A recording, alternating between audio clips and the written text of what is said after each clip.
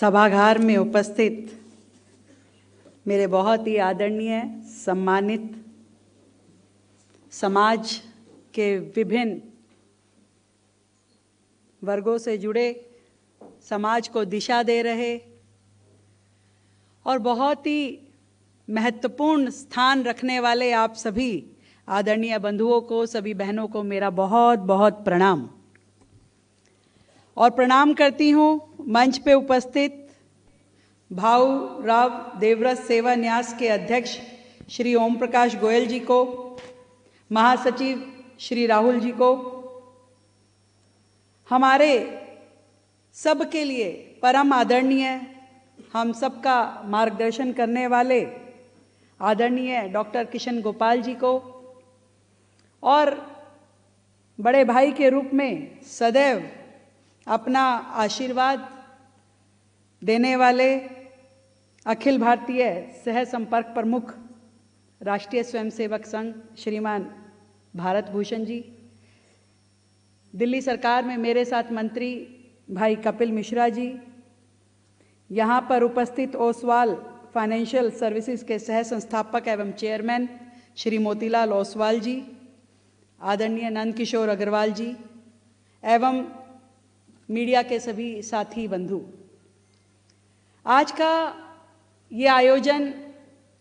सच में बहुत महत्वपूर्ण है। नाम से ही जैसे हम विचार कर सकते हैं, कौशल विकास से समर्थ युवा और समर्थ युवा से समर्थ भारत। मैं अनेक मंचों से रोजाना जब बोलती हूं कि विकसित भारत का लक्ष्य हमारे लिए, हर एक भारतीय के लिए बहुत महत्वपूर्ण है, और इस लक्ष्य को प्राप्त करने के लिए 140 करोड़ की जो जनसंख्या है, ये लायबिलिटी नहीं है, ये एसेट है। इसको यदि हमने एसेट के रूप में माना और इस पे काम करना शुरू किया तो निश्चित रूप में भारत की जितनी समस्याएं हैं, हमें वो समाधान भी सीधा सीधा नजर आने लगेगा। भारत वो देश जहां 2014 से जब हमने आदरणीय प्रधानमंत्री नरेंद्र मोदी जी के नेतृत्व में समस्याओं पे विचार करना शुरू किया, तो देश को सबसे पहले ये समझ में आया कि शौचालय का उपयोग करना कितना जरूरी है। इससे पहले ओपन डेफिकेशन या खुले में शौच के लिए जाना हम भारतीयों की नजर में शायद गलत था ही नहीं। पूरे विश्व कितना आगे बढ़ गया था, पर देश अभी भी ओपन डेफिकेशन पे था, खुले में शौच जा रहा था। वहां से शुरुआत करनी पड़ी। कहीं ना कहीं ऐसा लगता है कि जीरो से शुरू करना पड़ा। शौचालय बने करोड़ों, जो लकड़ी और कोयले से चूल्हा जलाती माँ बहनों को उज्ज्वला मिली, वहां से शुरू करना पड़ा। हजारों गांव जो तब तक भी बिना लाइट के चल रहे थे, जी रहे थे, उनको लाइट देने से शुरू करना पड़ा। और उसके बाद न जाने कितने ही आयामों पे हमने पहुंचने के अपने लक्ष्य को पाने के लिए कड़ी मेहनत करी। पर कुछ काम ऐसे हैं, सरकारों का दायित्व है, निश्चित रूप से है, और मैं मानती हूं कि कौशल विकास उसी श्रेणी का एक काम है। केंद्र सरकार, राज्य सरकार, सबकी प्राथमिकताओं में ये काम होना बहुत जरूरी है। क्योंकि जिस वर्ग की हम बात कर रहे हैं, आज हम अपने एजुकेशन सिस्टम को जब देखते थे तो ग्रेजुएशन करने के बाद भी नौकरी ढूंढ रहे होते थे, पोस्ट ग्रेजुएशन के बाद भी नौकरी ढूंढ रहे हैं, और उसके बाद भी हमें लगता था कि हमने इतनी पढ़ाई कर ली परंतु हम किसी भी नौकरी पाने में समर्थ नहीं हो पा रहे। तब एक चीज आई स्किल, कि स्किल के माध्यम से आप किसी भी स्टेज में कोई भी काम पा सकते हैं, क्योंकि आपकी पढ़ी हुई किताबें शायद वो नौकरी ना दिला पाए जो स्किल के माध्यम से आप स्वयं के लिए धन अर्जित कर सकते हैं। और दूसरी चीज जो एक बहुत महत्वपूर्ण है, जो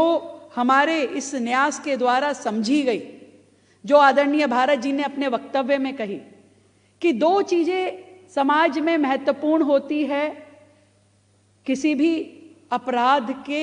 जननी के रूप में। और भी बहुत सारे कारण होते होंगे, पर दो चीजें जो मैं मानती हूं कि एक तो व्यक्ति इस स्थिति में हो कि उसको अपने भरण पोषण करने के लिए भी साधन ना हो उसके पास, तो वो मजबूरी वर्ष किसी ना किसी अपराध में जुड़ जाता है। और एक जब उसकी संगत सोबत इस प्रकार की हो कि उसे क्रिएटिविटी में ना लगाया जाए, और ये दोनों ही ऐसे काम हैं, जैसे वो कहते हैं ना प्रिवेंशन एंड क्योर, कि क्योर तो बाद में होती है, इलाज तो बाद में होता है, पर प्रिवेंशन पहले से ही रोकथाम को कहते हैं। तो ये रोकथाम की जा सकती है कि आज इन सभी युवाओं का हाथ हम लोग थाम लें, इन्हें दिशा दे पाएं, इनको सहयोग कर पाएं और उस मजबूत स्थान पे खड़ा कर दें जहां वो अपने परिवार का भरण पोषण बड़े स्वाभिमान के साथ कर सके। और इस काम को करते हुए सरकारों को सच में अपनी एजुकेशन पॉलिसी बदलने की जरूरत थी, जो हमारे देश के प्रधानमंत्री जी ने नई राष्ट्रीय शिक्षा नीति लाके किया,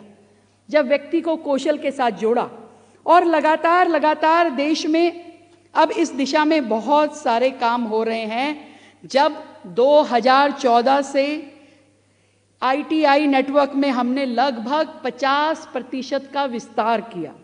और लगभग 1000 गवर्नमेंट ITIs को अपग्रेडेशन करना, उसको मॉडर्नाइज करने का काम हुआ, क्योंकि स्वयं प्रधानमंत्री जी ये मानते हैं कि आत्मनिर्भर भारत तभी बन पाएगा जब हर एक युवा को हम कौशल दे पाएंगे। मैं यहाँ पर बैठे हुए बहुत सारे महानुभावों को बहुत व्यक्तिगत रूप से जानती हूँ। समाज में सेवा करते हुए आप वर्षों से